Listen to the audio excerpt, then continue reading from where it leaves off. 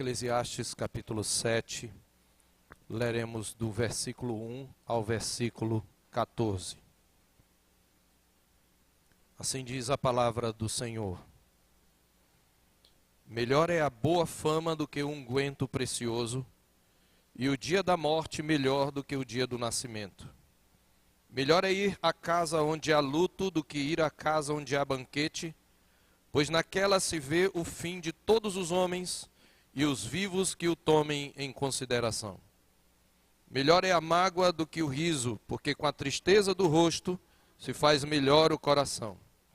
O coração dos sábios está na casa do luto, mas o dos insensatos na casa da alegria. Melhor é ouvir a repreensão do sábio do que ouvir a canção do insensato. Pois qual o crepitar dos espinhos debaixo de uma panela, tal é a risada do insensato, também isto é vaidade. Verdadeiramente a opressão faz endoidecer até o sábio, e o suborno corrompe o coração. Melhor é o fim das coisas do que o seu princípio. Melhor é o paciente do que o arrogante. Não te apresses em irar-te, porque a ira se abriga no íntimo dos insensatos. Jamais digas, por que foram os dias passados melhores do que estes? Pois não é sábio perguntar assim. Boa é a sabedoria, havendo herança e de proveito para os que veem o sol.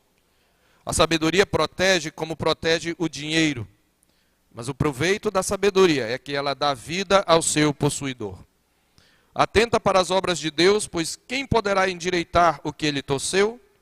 No dia da prosperidade, goza do bem, mas no dia da adversidade, considerem que Deus fez tanto este como aquele, para que o homem nada descubra do que há de vir depois dele.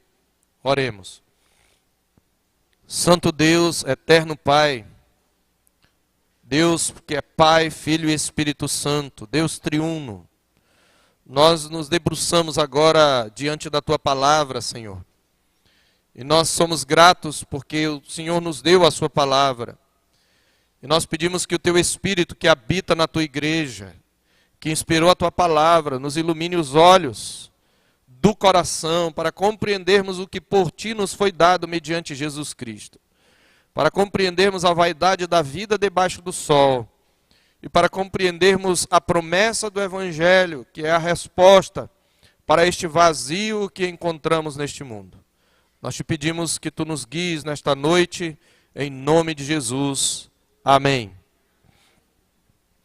Eu quero começar lembrando das 4 verdades que resumem o livro de Eclesiastes. Em primeiro lugar, nós temos visto que o pregador está tentando nos mostrar que tudo na vida debaixo do sol é vaidade e correr atrás do vento. Isto ele fala várias vezes e nós devemos lembrar que isto significa que tudo neste mundo é passageiro e é nebuloso como vapor. Nada tem valor permanente e nem sempre aquilo que nós fazemos tem o resultado que nós queremos. Em segundo lugar, nós temos visto, já ao longo dessa série de exposições, que a terra é como é, por causa da queda do homem e do juízo de Deus sobre a criação, juízo que será completado na consumação dos séculos. Em terceiro lugar, Eclesiastes também nos diz que tudo Deus fez formoso no seu devido tempo, ou seja, embora tudo aos nossos olhos seja passageiro e nebuloso, por trás das cortinas da história, tudo está debaixo da mão providente de um Deus soberano, e tudo faz parte de um plano moralmente bom, belo e perfeito, cujo desfecho, no entanto, o homem não pode conhecer. É neste sentido que Deus colocou a eternidade no coração do homem, sem que este possa descobrir, diz a palavra de Deus, o seu caminho. Essas são as 4 verdades que resumem o livro de Eclesiastes.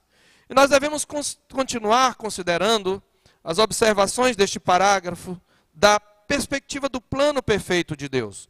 Nós vimos que no capítulo 6, tudo está dentro do plano de Deus, mas aos nossos olhos nem tudo é o que parece. Debaixo da mão soberana de Deus, há algumas coisas que consideramos meios de felicidade que, na verdade, muitas vezes vêm para o mal na nossa vida, que podem ser instrumentos de destruição. É assim que vimos na semana passada, sobre aquele, do capítulo 6, aquele homem a quem Deus conferiu riquezas, bens e honra, nada lhe falta de tudo que sua alma deseja, mas Deus não lhe concede que disso coma, antes o estranho o come.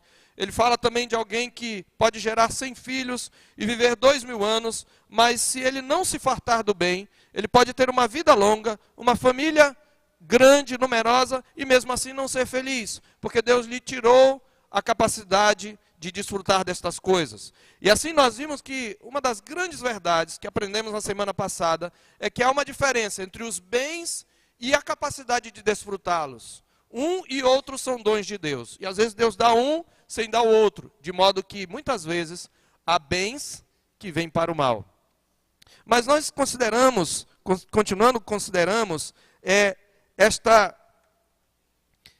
essa questão de nem tudo é o que parece, e as observações deste parágrafo, da perspectiva do plano perfeito de Deus, elas vão apresentar cada argumento desenvolvido para nos levar a uma avaliação adequada da perfeição moral, da beleza e da bondade do plano de Deus, que é diferente dos nossos planos. Então, ainda na linha do nem tudo é o que parece, o pregador agora no capítulo 7 vai mudar o estilo da sua argumentação, voltando a utilizar o provérbio de comparação, melhor é isto do que aquilo, para ressaltar uma certa reviravolta no seu pensamento.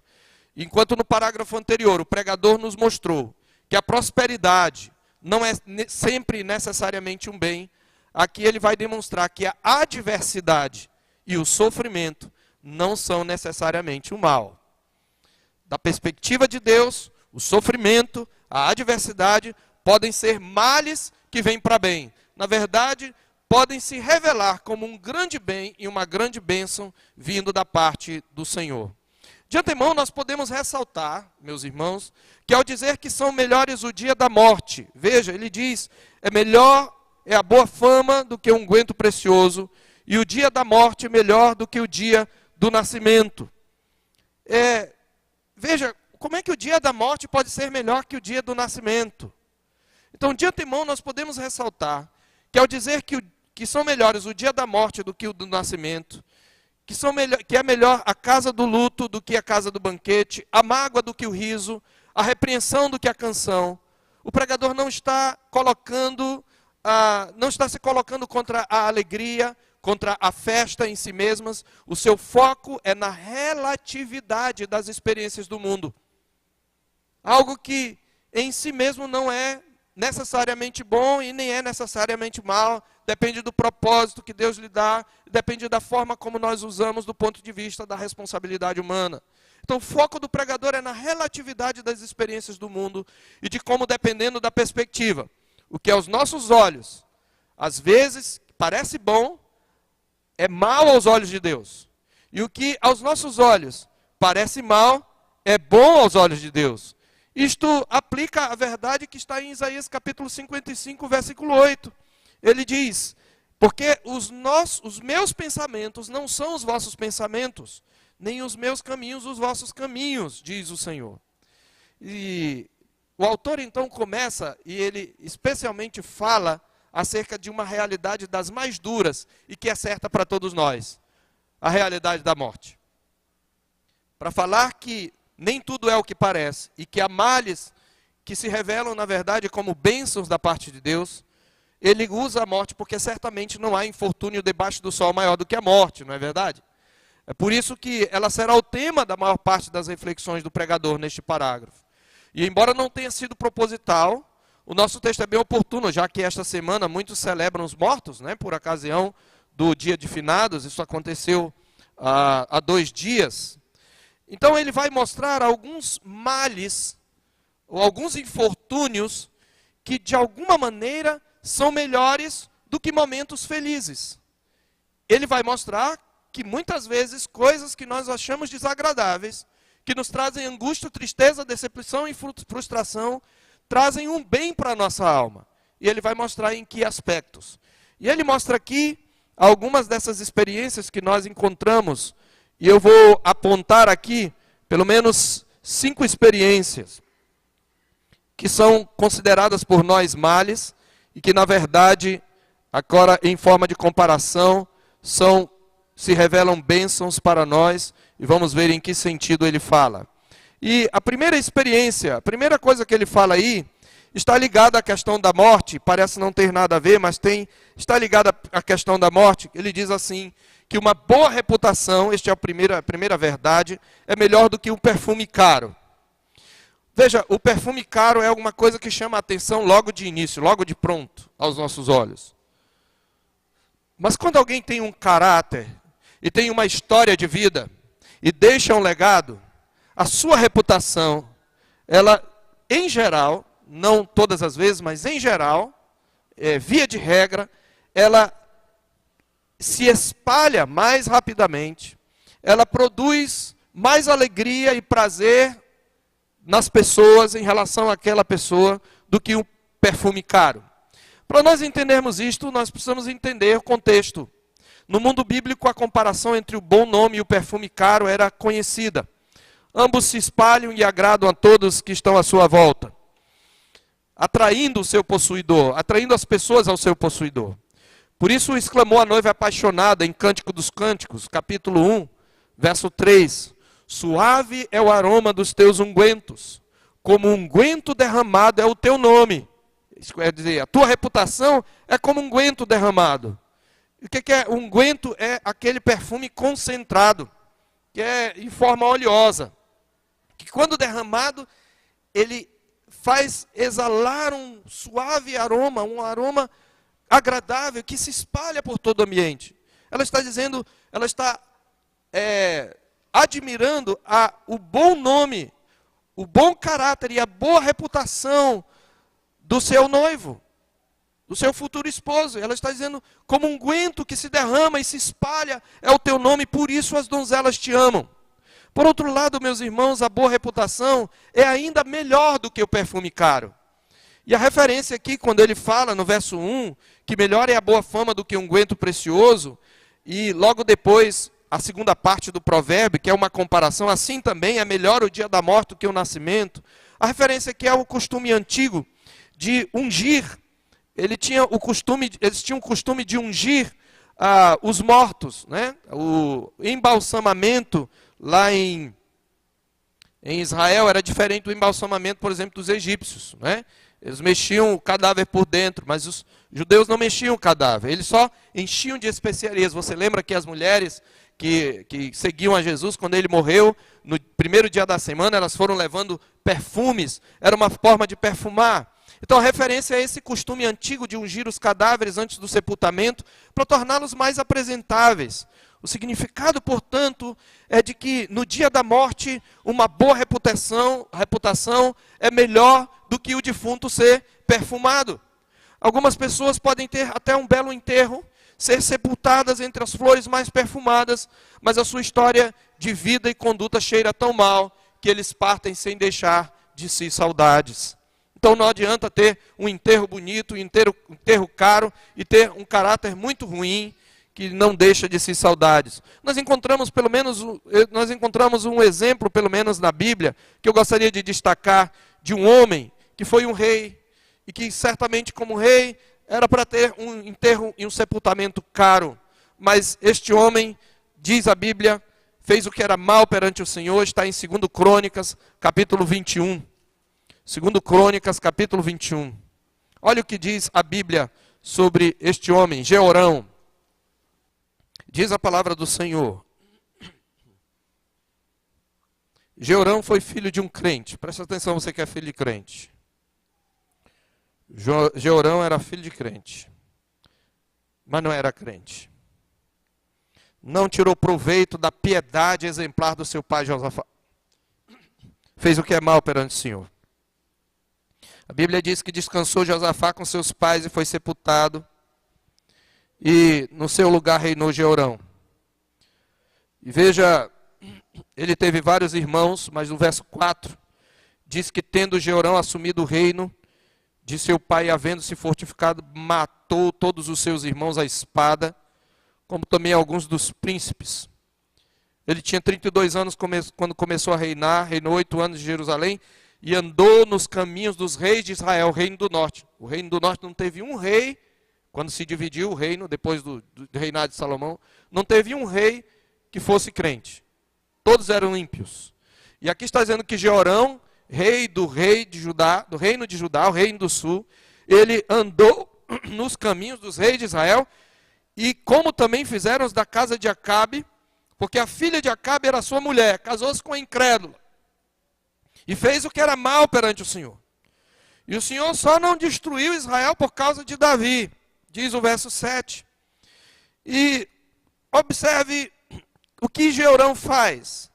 No verso 11 diz que ele fez altos nos montes de Judá, eram altares idólatras, seduziu os habitantes de Jerusalém à idolatria, fez desgarrar a Judá. Quando ele diz fez desgarrar, ele está considerando Judá um rebanho. Os reis eram considerados pastores. Ele fez o próprio rebanho do Senhor desgarrar. E aí nós vamos ver toda a vida de Jeorão. E diz o verso 20.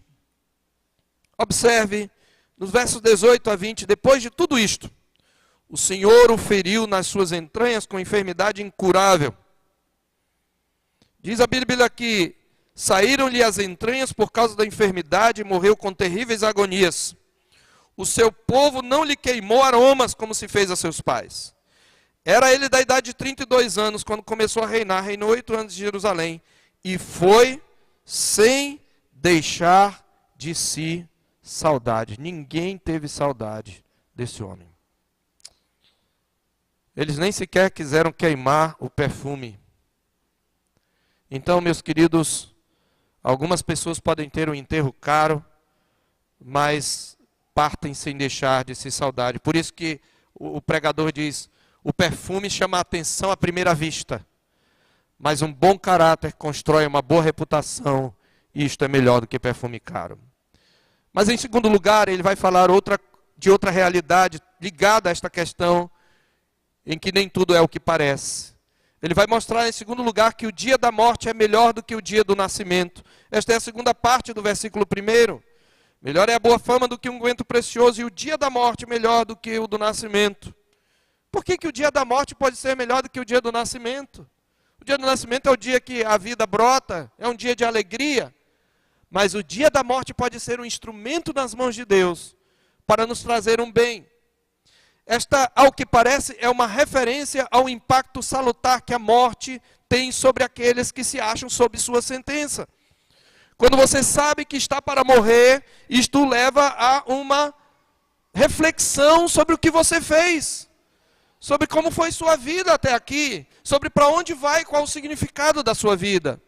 Veja, o dia do nascimento é cheio de expectativas que não se cumprirão. Muitas das coisas que nós temos de expectativa sobre os nossos filhos, elas não se cumprem necessariamente. Já o momento da morte, para aqueles a quem, pelas circunstâncias, ela se torna mais palpável, uma enfermidade incurável, um acidente do qual eu sou liberto de maneira miraculosa, esta experiência de proximidade da morte, ela tende a trazer sobriedade àqueles que sentem a sua aproximação. Quando nós sentimos, meus irmãos, a sombra da morte, sonhos ingênuos costumam dar lugar a planos possíveis. E a autoconfiança costuma dar lugar à confiança no Deus que ressuscita os mortos. Como Paulo diz lá em 2 Coríntios, capítulo 2, verso 1, quando ele diz, contudo, já em nós mesmos tivemos a sentença de morte, para que não confiemos em nós, e sim no Deus que ressuscita os mortos. Então, meus amados irmãos, quando nós temos uma experiência de morte, seja por uma doença, na qual nós ou um acidente, do qual nós escapamos, ou quando alguém tem a sua vida aproximada da morte, seja pela velhice, ou pela enfermidade, ou algum outro tipo de calamidade, esta pessoa tende a ter mais sobriedade, a refletir mais sobre a vida, a pensar nas coisas que deixou de fazer, a refletir sobre sua relação com Deus, embora nem sempre este seja o caso, mas a morte tem essa capacidade maior para aquele que vê a sua sombra se aproximar, de trazer a sobriedade e reflexão, de trazer a maturidade do que o dia do nascimento. Mas continuando ainda nesse tema da morte, ele também acrescenta que um velório, e aqui usando um termo mais contemporâneo, o velório é melhor do que uma balada. Ele diz, veja aí o verso 2, é melhor ir à casa onde há luto, do que ir à casa onde há banquete. Pois na casa onde há luto, se vê o fim de todos os homens. Aqui a palavra é Adão. Se vê o fim de todo Adão. E os vivos que o tomem em consideração. Meus irmãos, o que Salomão tem em mente aqui é aquela visita que nós costumamos fazer aos velórios de amigos e entes queridos, para nos condoer dos enlutados e confortá-los. Na cultura bíblica, os velórios duravam pelo menos 7 dias, podendo ir a mais. O de Jacó, por exemplo, foi de 70 dias. Moisés e Arão foram velados por 1 mês. E eu não creio, obviamente, que Salomão aqui fosse um cínico, nem que desprezasse os momentos de alegria. Mas o que ele quer dizer, antes de tudo, é que mesmo no caso de festas e divertimento lícito e comedido, todos concordaremos, meus irmãos, que os momentos festivos e alegres, eles tendem a promover a excitação, a distração. A gente fica mais relaxado e nesse estado de ânimo não é comum a gente pensar na brevidade da vida e nas limitações humanas. Pelo contrário, tais momentos estimulam nossas loucas fantasias e vãs esperanças. Assim a alegria nos distrai, fazendo-nos esquecer por um pouco os problemas da vida. E isto tem o seu valor como meio de aliviar as tensões e os conflitos do dia a dia. Mas convenhamos, algumas diversões cobram seu preço. Geralmente a diversão tende a nos deixar mais irresponsáveis. E especialmente as diversões do mundo. Muitas diversões cobram o seu preço. Amizades e casamentos desfeitos, hematomas, fraturas e luto, ressaca e um vazio na alma, fazem hospitais e clínicas psicológicas lotarem na segunda-feira. Me lembro que fiz um curso de capelania, de visitação hospitalar pela capelania evangélica, então capelania evangélica, que hoje não existe mais, no Hospital das Clínicas. E uma coisa que nós constatamos é que na segunda-feira o hospital fica mais lotado. Adivinhem por quê? Resultado das baladas, das festas irresponsáveis. Por outro lado, quando Salomão fala da alegria nesse contexto, ele tem em vista especialmente, meus irmãos, aquela euforia insana e inconsequente. Banquete aqui é aquela farra. É a euforia insana e inconsequente, típica das farras regadas à bebedeira, e é um comportamento desenfreado e libertino. Porque entre os contrastes que ele estabelece, em oposição à repreensão do sábio, ele menciona a canção do insensato. A canção do insensato é aquele sujeito que bebe demais e começa a cantar besteira e começa a exaltar o pecado nas suas canções. Portanto, Salomão, quando fala de banquete aqui, embora os banquetes lícitos também nos distraem, mas ele está se referindo especialmente àquela futilidade responsável daquele que ri levianamente enquanto pratica o mal e faz do pecado um divertimento. E como isto é comum no mundo? Porque o mundo vai para a balada, não para dançar, não simplesmente para beber, mas para expor a sua sensualidade, exaltar o pecado, embriagar-se, relinchar como um cavalo para a mulher do outro e divertir-se com o pecado. Então o banquete pode ser uma maldição. A balada é uma maldição para a maioria daqueles que a frequentam. Por outro lado, meus irmãos, já na casa do luto, a realidade evidente da morte, ela cria um ambiente sério que, diante da falência e da finitude de Adão, nos deixa mais reflexivos e atentos às grandes questões da existência. Diante de um velório, é hora de encarar a fragilidade da vida. Muitas pessoas não gostam de velório. Tem crente que quase bate na madeira para não ver o morto. Mas a palavra de Deus diz aqui que é salutar. Diante da morte, meus irmãos, os vivos refletem melhor sobre a vida. Não tem lugar que nos traga mais a sobriedade do que o lugar onde nós vemos o nosso próprio fim. naquela se vê o fim de todo Adão, de todo mortal, e os vivos que o apliquem no seu coração. É assim que está no texto original. Eu me lembro da história de um pastor que um dia,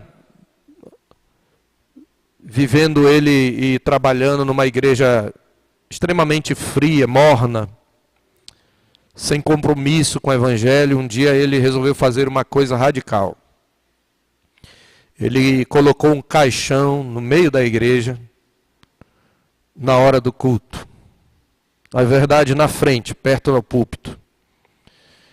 E dentro desse caixão ele colocou um grande espelho no fundo do caixão. E a sua mensagem ele diz: hoje à noite nós vamos assistir a um enterro. E eu quero que cada irmão venha aqui no caixão e olhe para o defunto. E a partir dessa ilustração ele pregou sobre a necessidade de um avivamento. Mas sabe, irmãos, quando nós olhamos para um defunto, nós estamos olhando para um espelho. Como já disse um certo sábio anônimo, todos nós estamos na fila invisível da morte e ninguém sabe o número da sua ficha. Então muitas vezes ir no velório nos lembra o nosso fim debaixo do sol. Diante da morte, os vivos refletem melhor sobre a vida e eles podem aprender algumas lições. Por exemplo, rapidamente, nós aprendemos diante da morte que todos nós estamos sob a mesma sentença, o fim de Adão. A palavra de Deus diz lá no Salmo 90, verso 3, tu reduzes o homem ao pó e dizes, tornai filhos de Adão. É assim que está lá no original. Em Romanos 5,12, a palavra de Deus nos diz que por um só homem entrou o pecado no mundo e pelo pecado a morte, e assim a morte passou a todos os homens. Quando nós estamos diante do velório, nós descobrimos que todos estamos debaixo da mesma sentença. Nenhum de nós está livre. É a única realidade certa e inarredável de que um dia todos nós morreremos, a menos que Cristo venha para aqueles que estão em Cristo. Uma segunda verdade que nós aprendemos diante da morte é que nós não temos controle sobre a vida e o futuro. Quem aqui pode dizer o dia da sua morte? Quem aqui pode acrescentar um côvado ao curso da sua vida? Nós lemos isto, eu recitei este versículo, no capítulo 4, verso 14 de Tiago. Vós não sabeis o que sucederá amanhã, que é a vossa vida. Sois apenas como a neblina que aparece por instante e logo se dissipa.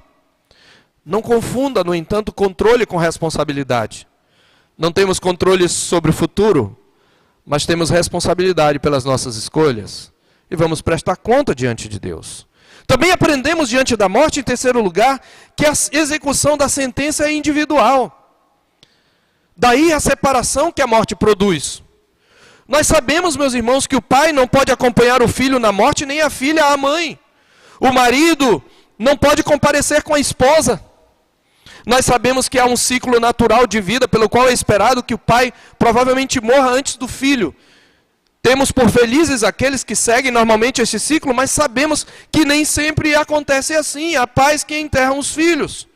Pois ainda que morram no mesmo momento, o que ocorre apenas eventualmente, cada um tem sua própria experiência de morte. Isto aponta para o fato de que cada um é pessoalmente responsável diante de Deus. A morte nos ensina isto. É neste sentido que Paulo, em 2 Coríntios 5,10 diz, porque importa que todos nós compareçamos perante o tribunal de Cristo, para que cada um receba segundo o bem ou o mal que tiver feito por meio do corpo. E em Romanos 14,12 ele diz, assim pois, cada um de nós dará contas de si mesmo a Deus. A morte é uma experiência individual. Em quarto lugar, nós aprendemos diante da morte que nada nos pertence e que ninguém é de ninguém. A Bíblia já disse isso, em 1 Timóteo 6, 7.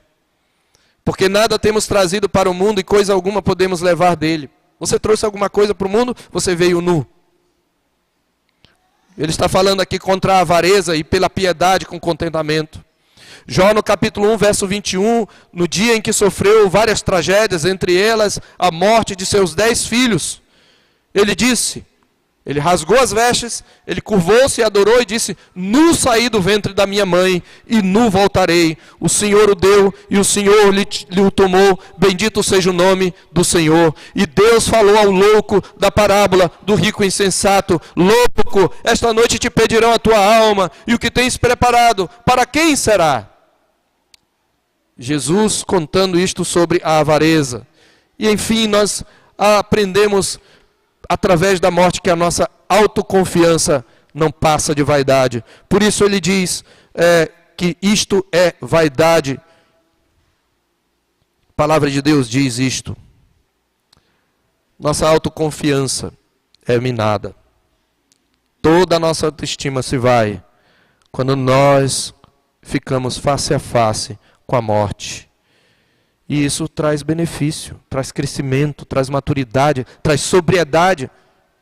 Muita gente diante da morte muda o ciclo, o curso da sua vida, as suas atitudes.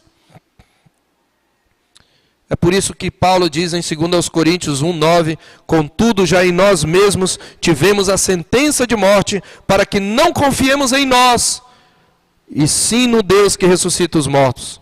Portanto, meus irmãos, um velório traz mais aprendizado neste sentido e faz mais bem para o crescimento do que uma balada. Nem tudo é o que parece. Mas há uma quarta verdade dentro dessa visão de que nem tudo é o que parece. O autor vai falar também no verso 3 que a aflição é melhor que o riso. Então veja, o dia da morte é melhor que o nascimento. Ir a um velório é mais salutar do que ir ao banquete. E a aflição é melhor que o riso. A aflição é o mal para nós. Ninguém gosta de sofrer aflição e tristeza e mágoa, ser magoado, ser ofendido, ser machucado.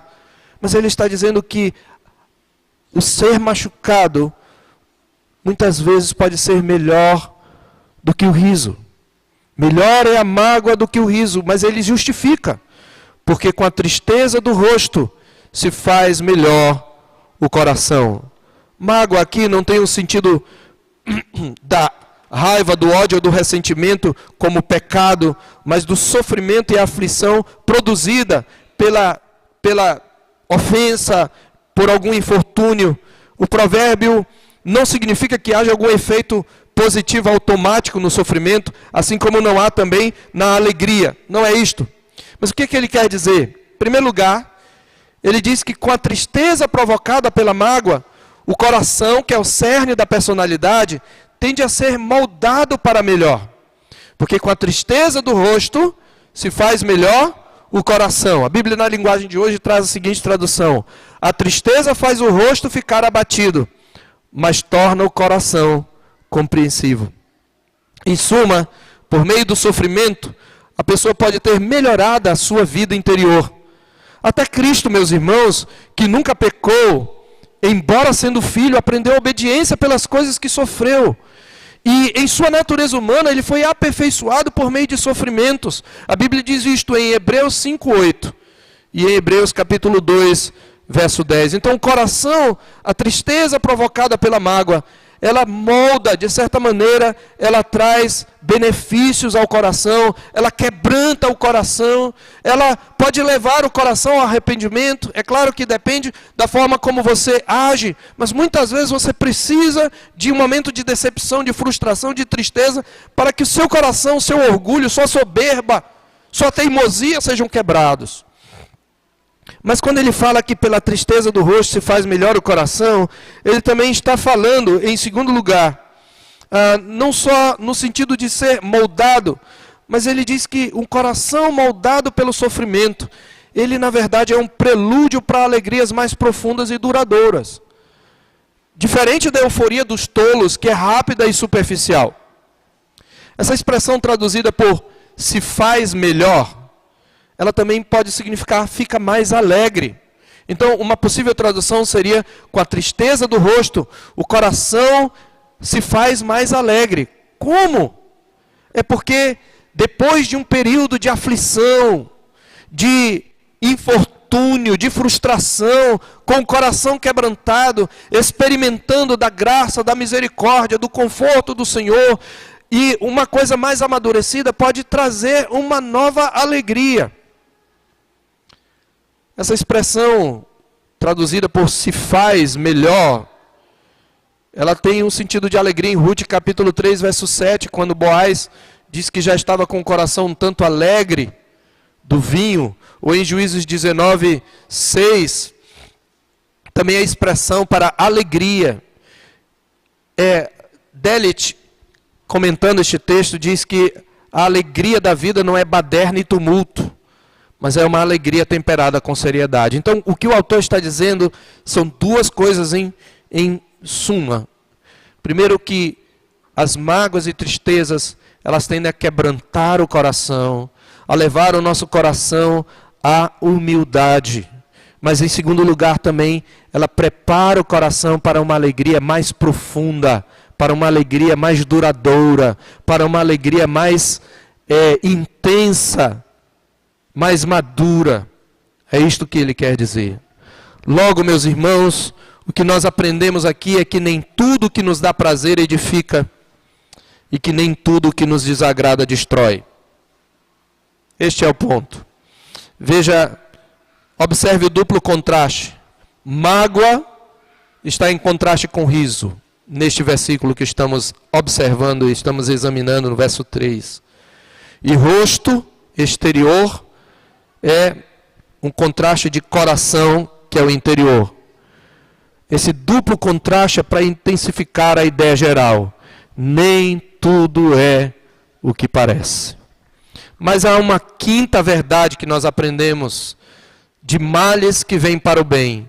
Ele diz, em quinto lugar, que melhor é a repreensão do sábio do que a canção do insensato. Veja o contraste aqui, repreensão e canção. A repreensão tende a nos entristecer, não é? Nos humilhar, nos desagradar. Nós ficamos zangados ou, no mínimo, tristes quando nós somos repreendidos. Mas a canção, em geral, é para nos alegrar. Mas dependendo de quem canta e do conteúdo do que se canta, ou dependendo de quem repreende, do conteúdo de quem repreende, daquilo que se repreende, do conteúdo da repreensão, a repreensão pode ser mais salutar do que a canção. E ele usa aqui um provérbio, observe no verso 5 e no verso 6. Melhor é a repreensão do sábio do que ouvir a canção do insensato. E o verso 6 ele justifica por quê? Pois qual crepitar dos espinhos debaixo de uma panela, tal é a risada do insensato, também isto é vaidade. O que é o crepitar dos espinhos? Era comum se usar espinhos secos para fazer o fogo levantar rápido. E o espinho, ele tinha essa propriedade como que tem no nosso carvão verde, ou quando a gente põe capim também, né? De estalar, crepitar embaixo da panela. Mas o fogo que ele produzia era muito rápido e logo se apagava. Então o que ele quer dizer é que queimar espinhos produz um fogo rápido, com pouco calor e muito barulho. Não chega a aquecer. Salmo 58, verso 9, mostra aqui o caráter passageiro do riso dos inimigos de Deus e dos seus servos. Eu quero ler Salmo 58, 9.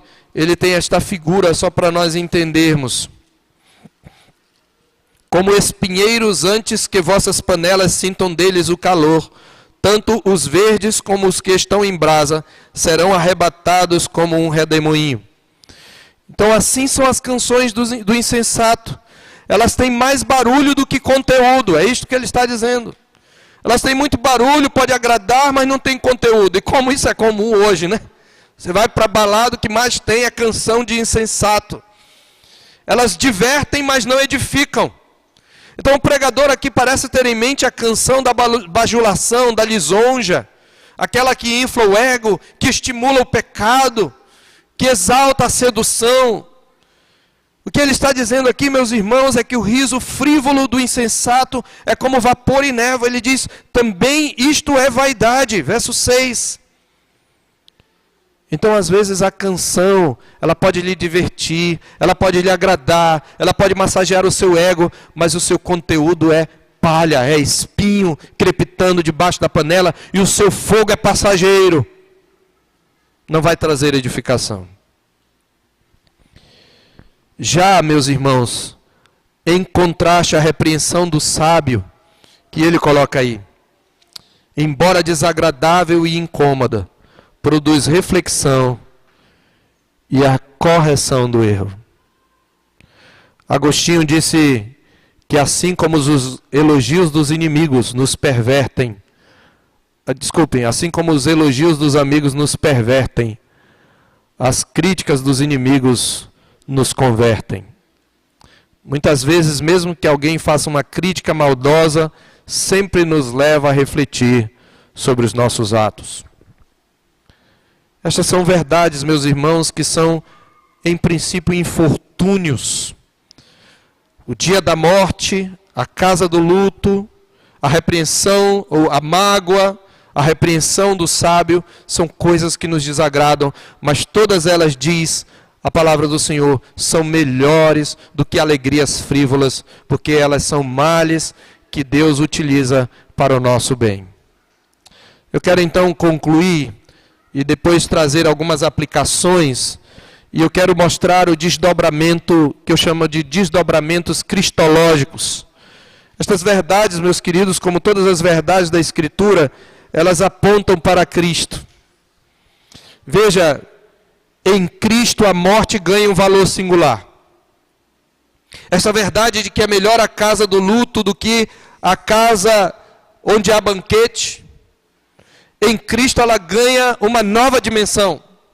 Porque enquanto no que se refere aos homens, aos demais homens pecadores, na casa do luto eu dou com o fim de todos os mortais. Quando eu contemplo o velório do Redentor, eu enxergo mais do que o fim de todo homem. Sem dúvida eu enxergo a condenação do pecado, eu enxergo a sentença de morte que paira sobre nós, mas quando eu olho para o Redentor, eu enxergo também a vida que brota da morte. De todos os velórios, meus irmãos, não há mais benefício para a alma do que o velório do Redentor, porque nele, da morte, brotou a vida.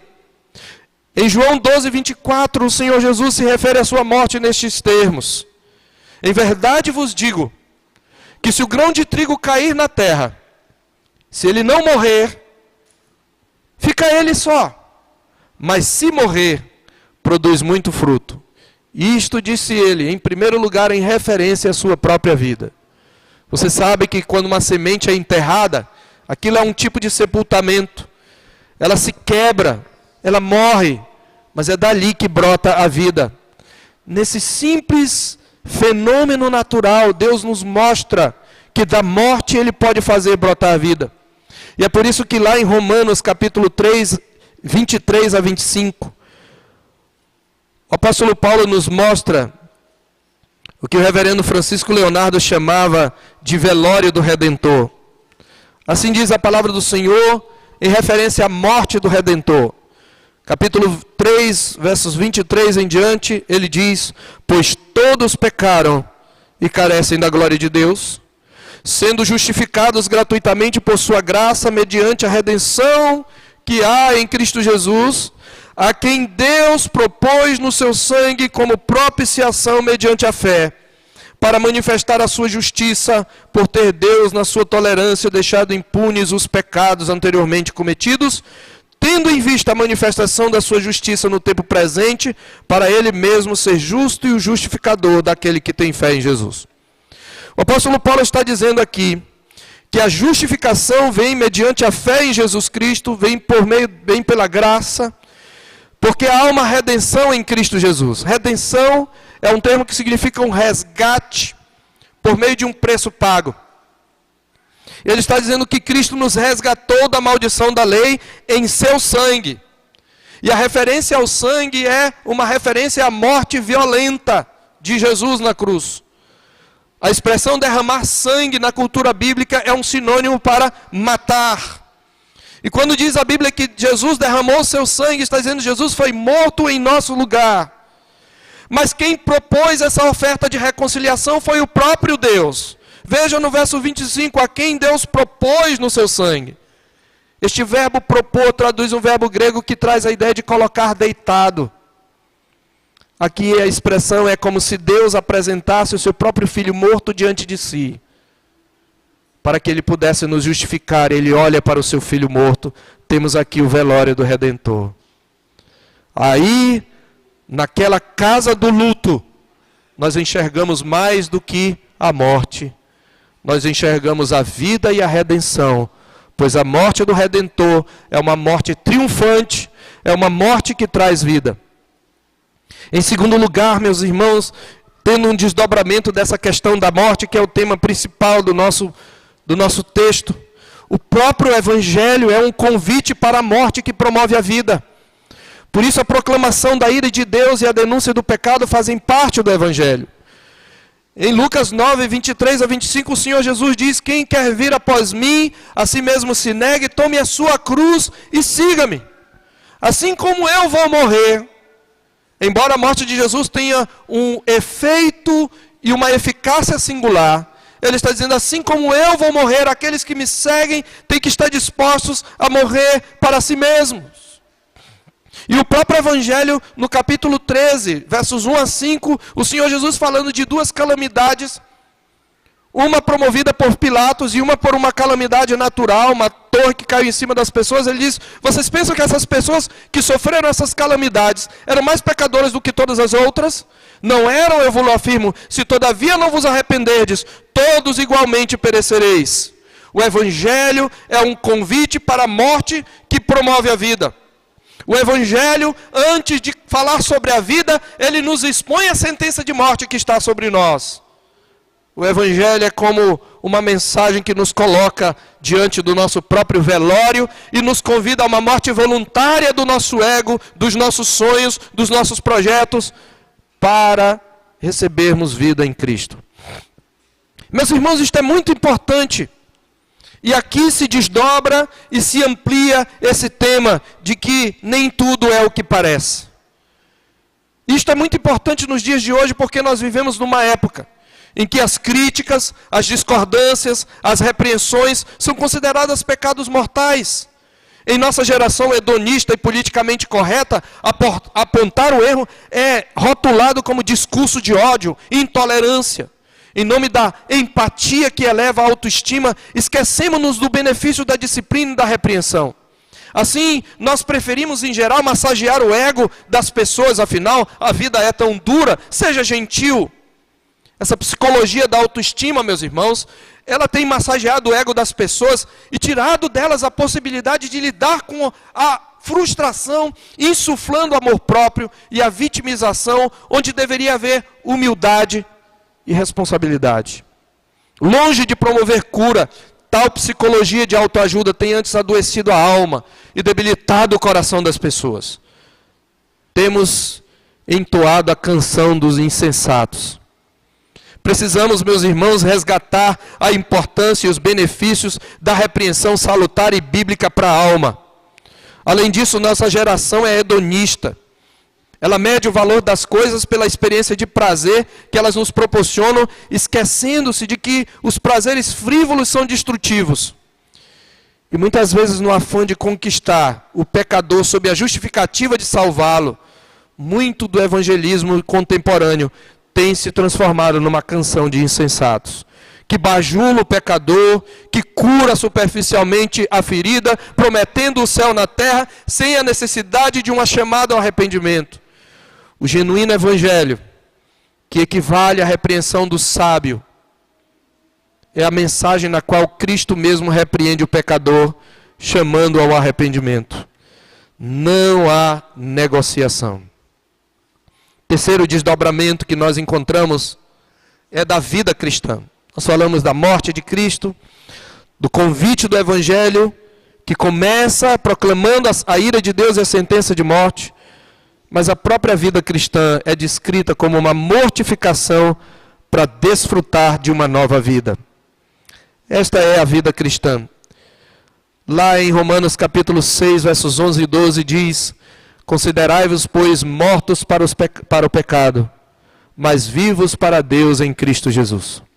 Não reine, portanto, o pecado em vosso corpo mortal, de maneira que obedeçais às suas paixões, nem vos ofereçais os vossos membros ao pecado como instrumentos ou armas de injustiça, mas oferecei-vos a Deus como ressurretos dentre os mortos, e os vossos membros a Deus como armas de justiça. A palavra de Deus diz em Romanos 8, verso 13: porque se viverdes segundo a carne, certamente perecereis.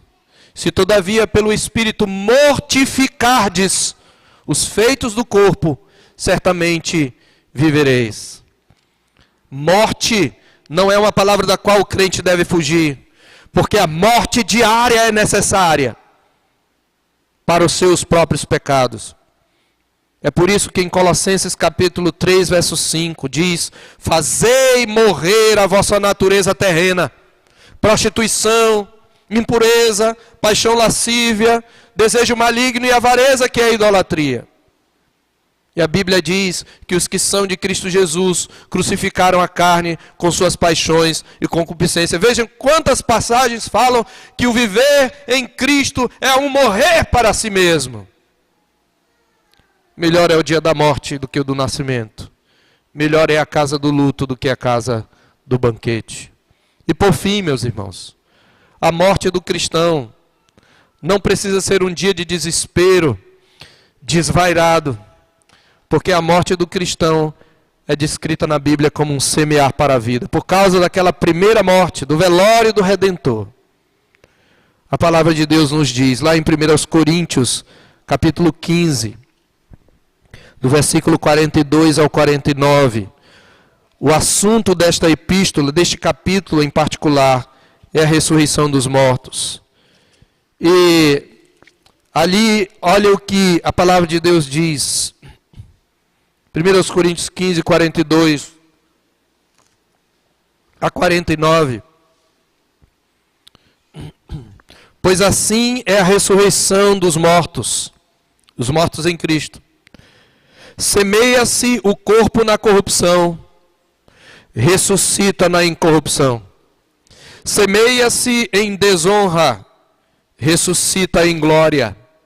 Semeia-se em fraqueza, ressuscita em poder.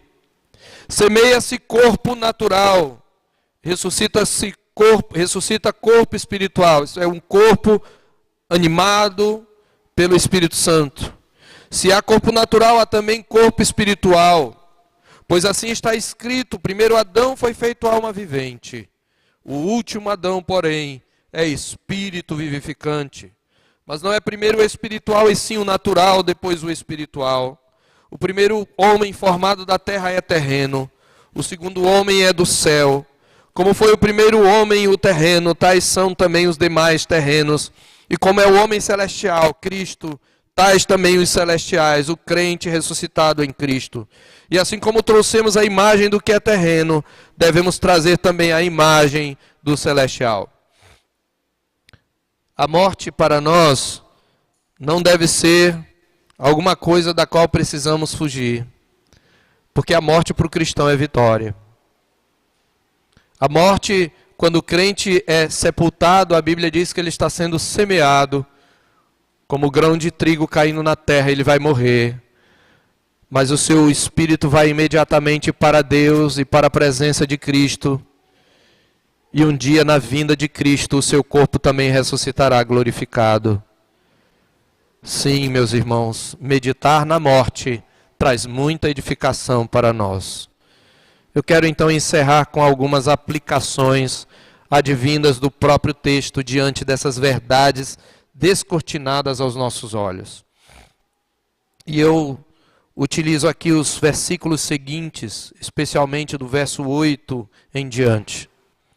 Veja o que ele diz: melhor é o fim das coisas do que o princípio. Isto ficou claro, não é? Morte nascimento, morte é o fim. Ele está dizendo, olha,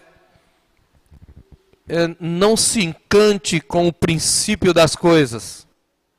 O mais importante é terminar bem. Eu me lembro aqui da história do reverendo Denuel Nicodemo Zeller. Foi pastor de uma igreja em São Paulo. O seu nome agora é o nome de um seminário presbiteriano. Uma vez alguém o entrevistando perguntou qual é o seu maior desejo, o seu maior sonho na vida.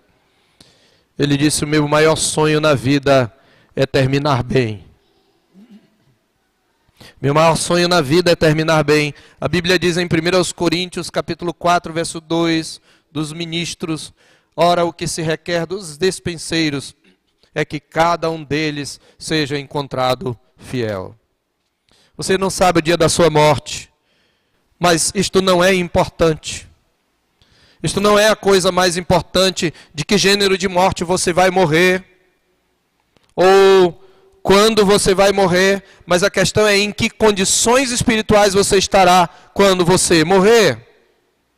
O Senhor Jesus disse, em verdade vos digo, se não credes que eu sou, morrereis nos vossos pecados. Ou você morre em Cristo, ou você morre nos seus pecados. Por isso que às vezes é bom você ir para o velório. Um dia você vai morrer, você está preparado? Melhor é o fim das coisas do que o princípio.